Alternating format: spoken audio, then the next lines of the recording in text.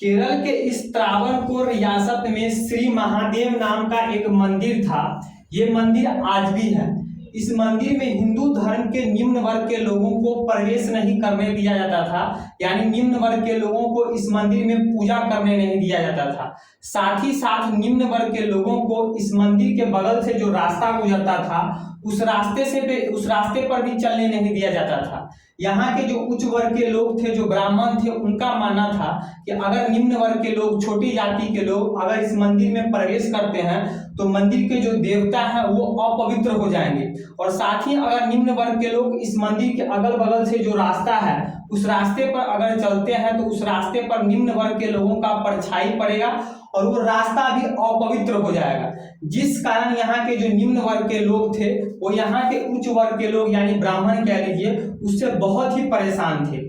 इसी बीच में इसी त्रावणकोर में इजवा जाति है जो निम्न वर्ग में आती है। आज भी ये इजवा जाति है। इस इजवा जाति के कुछ युवाओं ने ये प्लान बनाया कि हम जो है ब्राह्मण वर्ग के विरोध में, उस जाति के विरोध में हम इस मंदिर में प्रवेश करेंगे और भगवान की पूजा करेंगे।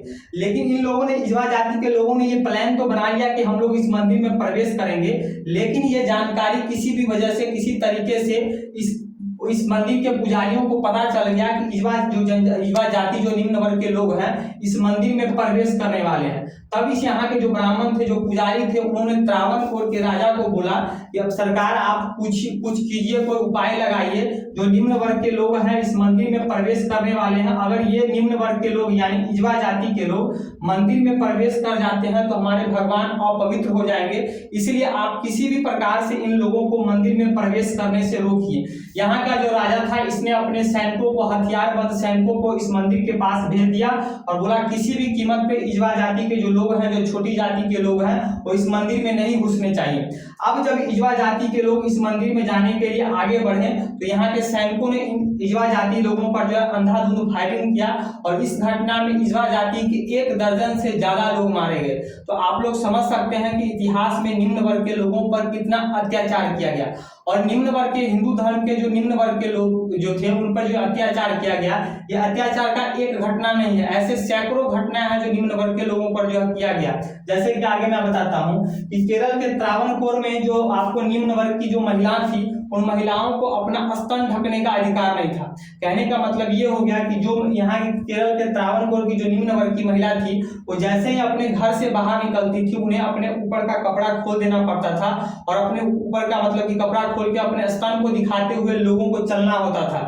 यानी इस त्रावणकोर के जो उच्च वर्ग के लोग थे, जो पुरुष थे, इसको अपनी शान समझते थे कि हमारे लिए जो है निम्न वर्ग के लोग अपना जो है स्तन खोलकर चल रहे हैं। वहीं अगर कोई निम्न वर्ग की जो महिला है, अगर उसको अपना स्तन ढकना है, अगर वो चाहती है कि अपने स्तन को ढककर सड़क पर चले, तो उसको इस बदले में राजा को टैक्स देना पड़ता था। त्रावणकोर के राजा को टैक्स देना होता था, इसको स्तन टैक्स कहा जाता था। तो आप लोग समझ सकते हैं कि हमारे धर्म में जो है, हमारे इतिहास में जो है, हिंदू धर्म के निम्न वर्ग लोगों पर किस प्रकार अत्याचार किया गया। लेकिन इसी त्रावणकोर में एक जो है निम्न वर्ग की महिला थी, नांगेली, उनका नाम था नांगेली। ये बहुत ही बहादुर महिला थी। इन्होंने देखा कि हमारे लोगों को जो है स्तन ढककर जो है नहीं चलने दिया जाता है। इन्होंने ये कहा कि मैं ये सहन नहीं कर सकती हूँ। इन्होंने कहा कि ना तो मैं टैक्स दूंगी और ना ही मैं अपने कपड़े खोलकर चलूंगी। ये जब भी अपने घर से बाहर निकलती थी तो अपने स्तन को ढककर चलती थी, जिस कारण ये जो त्रावणकोर का जो राजा था ये डरने लगा। ये बोलता था कि भैया ये तो ये टैक्स नहीं दे रही है। और इस नांगेली का जो पति था वो भी इनका सपोर्ट करता था कि हाँ आप जो है अपना कपड़ा ढककर चलो, आप अपने उस स्तन को ढककर चलो और हम राजा को टैक्स भी नहीं देंगे। जिस कारण जो त्रावणकोर का जो राजा था ये डरने लगा। ये सोचा कि अगर हम इस पर कुछ अंकुश नहीं लगाएंगे, इस महिला पर अगर अंकुश नहीं लगाएंगे तो हो सकता है कि आगे चलकर फ्यूचर में जो छोटी जाति के लोग हैं वो एकजुट हो जाए और राजा के खिलाफ विद्रोह कर दे। इसलिए यहाँ के राजा ने क्या किया, अपने सैनिकों को एक दिन इस महिला के घर पर भेजा और बोला कि जाओ उससे जो है या तो टैक्स लेके आओ या फिर उसको जो है बोलो अपना स्तन खोलकर सड़क पर चलने के लिए। अब जब सैनिक इस नांगेली महिला के घर पर जब टैक्स वसूलने के लिए पहुंचे कि आप अपना स्तन ढककर चलते हो, आप इसके बदले में राजा को टैक्स दो, इन्होंने जो है टैक्स देने से साफ मना कर दिया। फिर यहाँ के सैनिकों ने कहा नहीं, आज तो आपको टैक्स देना ही होगा या फिर अपना स्तन खोलकर चलना ही होगा। तो इन्होंने कहा अच्छा ठीक है, आपको टैक्स ही चाहिए, मैं टैक्स दूंगी। ये अपने घर में जाती हैं, अपने झोपड़ी में जाती हैं और क्या करती है, कुछ कोई जो है हंसुआ हंसुआ जो होता है उससे अपना स्तन काट कर और उसको लेके आती है केला के पत्ता में ढककर, और सैनिकों को कहती है कि लीजिए, खून से लथपथ रहती है और सैनिकों को देती है, कहती है लीजिए टैक्स के रूप में अपने राजा को दे दीजिएगा, और ये तरफ तरफ कर जो है इनकी मृत्यु हो जाती है। आप लोग समझ सकते हैं कि कैसे जो है निम्न वर्ग की महिलाओं पर जो है अत्याचार किया गया।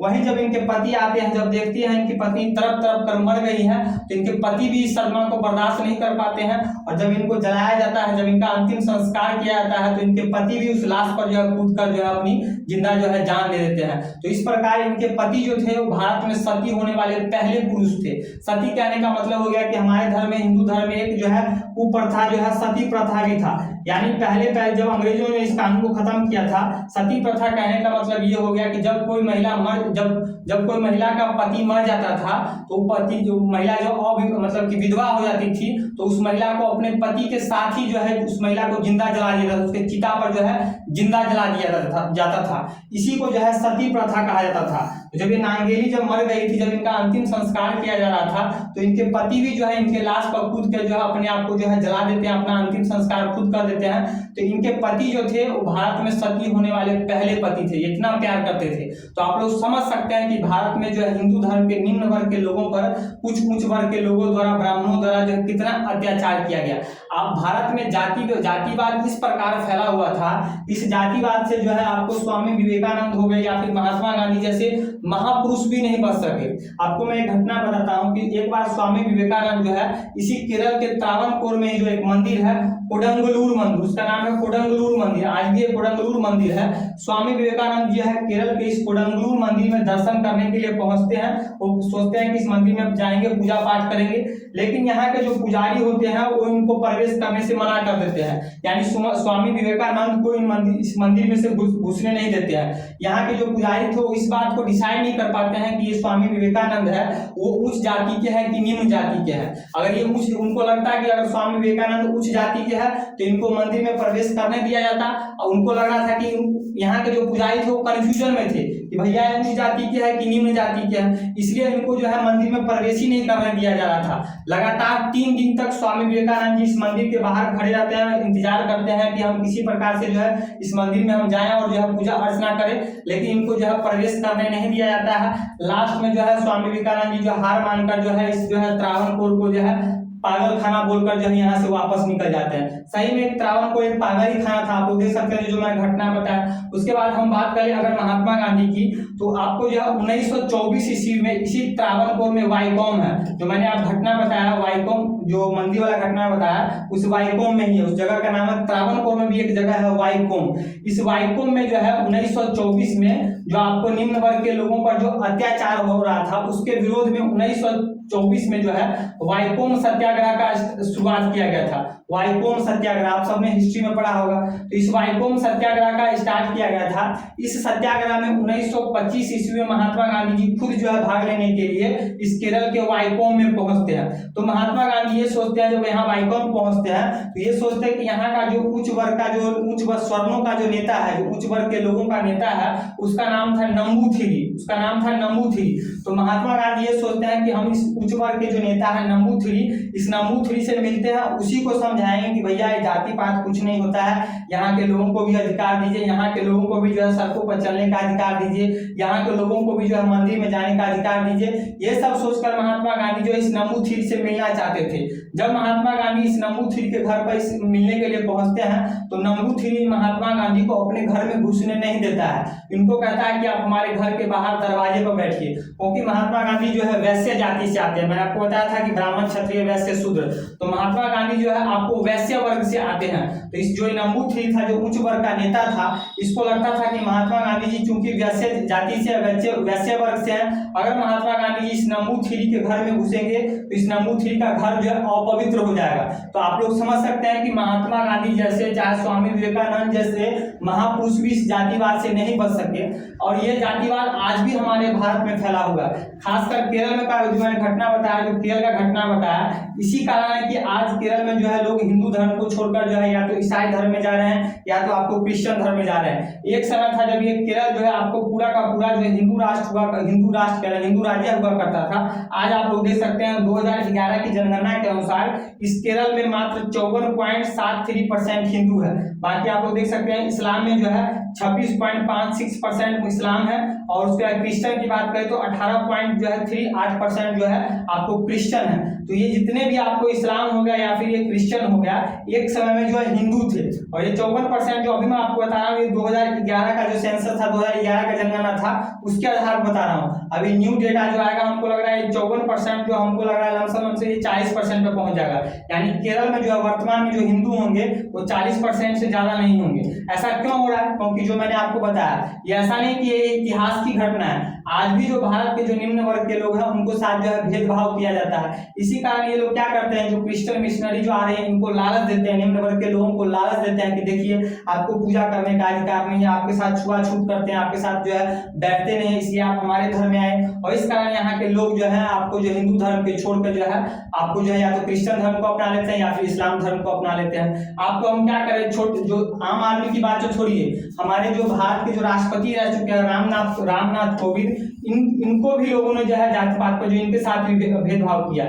2019 में जब ये राष्ट्रपति थे तो आपको जो है उड़ीसा के जगन्नाथपुरी मंदिर में जो है अपनी पत्नी के साथ जो है दर्शन करने के लिए जो है जाते हैं। जब ये रामनाथ कोविंद इस मंदिर में जो है दर्शन करने के लिए जाते हैं, तो जब इस मंदिर के जो जगन्नाथपुरी मंदिर है उस मंदिर के गर्भगृह में जब रामनाथ कोविंद दर्शन करने के लिए जाते हैं, तो वहां के जो कुछ सेवादार जो कुछ पंडित होते हैं इनको गर्भगृह में जाने से रोक देते हैं। क्यों रोक देते हैं? क्योंकि निम्न वर्ग से आते हैं, नीची जाति से आते हैं। और वहां के जो पंडित जो इनको रोकते हैं उन लोगों को ये पता नहीं कि भैया जो तुम्हारा नॉलेज है इनके सामने कुछ नॉलेज होगा।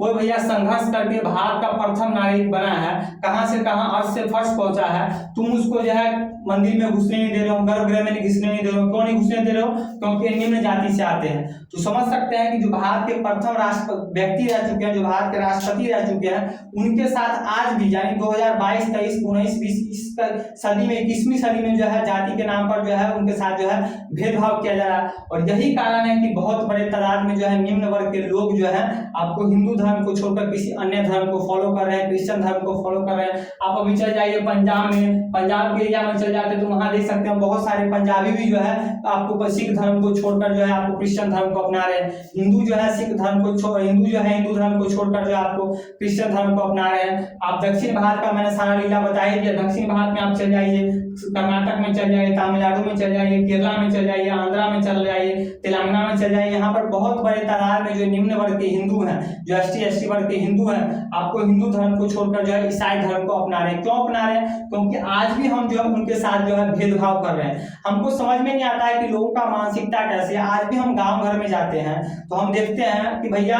आप समझिए कि हमारे यूपी बिहार में जो है आपको छठ पूजा का त्योहार जो है सबसे पवित्र त्योहार माना जाता है। उस छठ पूजा में आप सभी को पता होगा कि डोम से जो है शायद कुछ सूप टाइप का आता है, बर्तन टाइप का होता है, वो डोम के घर से ही आता है।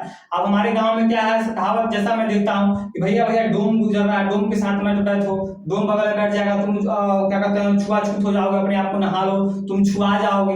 हमको ये समझ में आता है कि आपका जो सबसे पवित्र त्योहार जो आपका ये क्या छठ पूजा है, उस छठ पूजा में आप डोम से ही वो जो है बांस का बर्तन खरीदते हो। तो डोम तो उसको अपने हाथ से बीनता है, अपने पसीना से जो उसको छोता होगा, कभी अपना दिया हुआ आता होगा, और तब जो है उस बर्तन को जो है बनाता होगा, तब आपका जो है देह नहीं छुआता, तब आप अपवित्र नहीं होते। कैसी मानसिकता हमको समझ में नहीं आता है।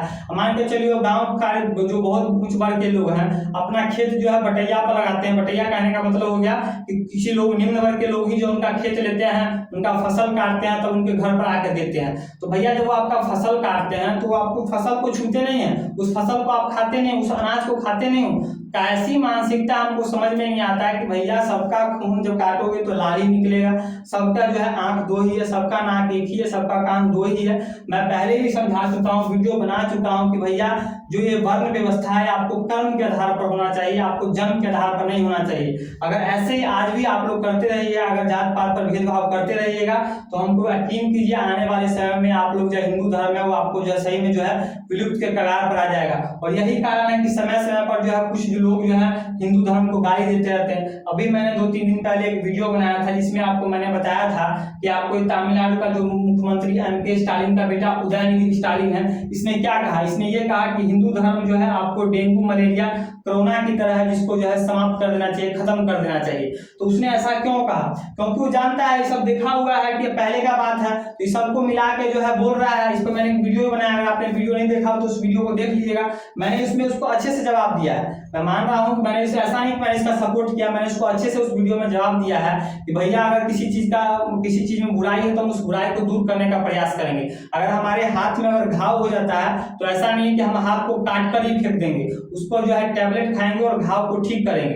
अगर धर्म में किसी प्रकार का बुराइयां हैं तो उस बुराई को हम दूर करने का प्रयास करेंगे, ना कि उस जो है धर्म को गाली देंगे, उस धर्म को ही छोड़ देंगे। तो इस वीडियो में मैंने सब कुछ बताया। अगर आप लोग वीडियो नहीं देखे होंगे तो वीडियो को जाकर देखिएगा, उसको अच्छे से समझिएगा। और फिर से मैं जब मैं धर्म पे रिलेटेड वीडियो बनाता हूं तो हर वीडियो में हाथ जोड़ के विनती करता हूं कि जितने भी व्यक्ति हैं, खास करके जो बुजुर्ग लोग हैं, जो पहले के मानसिकता के लोग हैं और आज के लोग भी जो जात पात जो मानते हैं, ब्राह्मण भूमिहार राजपूत जो अपने गाड़ी पर लेके चलते हैं, भैया आप लोग जो है धर्म को मानिए, जात पात आप लोग करते रहिएगा तो ऐसा कुछ नहीं होगा। आने वाले समय में जो आपका हिंदू धर्म जो ऐसे ही जो है विलुप्त हो जाएगा और फिर जो है ठन ठन गोपाल होकर जो है झाल बजाते रहिएगा। तो अगर ये वीडियो अच्छा लगा होगा तो इस वीडियो को जो है ज्यादा से ज्यादा जो है शेयर कीजिएगा। मेरे चैनल जो है शुभम दुबे को सब्सक्राइब कर लीजिएगा और बेल आइकन को भी क्लिक कर लीजिएगा।